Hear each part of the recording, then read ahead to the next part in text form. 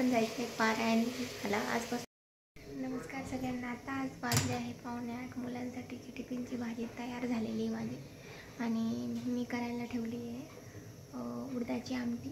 सर्दी खोकल्यासाठी खूप छान असते। काळी आमटी करणार आहे। डाळ शिजत घातली तर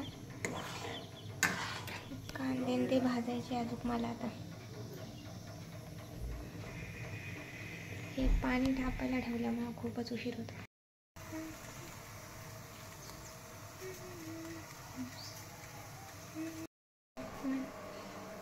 इकडे बघ, इकडे बघ। Good morning, good morning. आज केला होता नाश्त्यासाठी शिरा, काळी भाजी म्हणून भाकऱ्या। तर मी भाकरी दाखवते किती छान फुगली ती। नुसती तव्यावर जरी ठेवली तरी छान फुगते ती, अशी ते गॅसवर डायरेक्ट हे करण्यापेक्षा।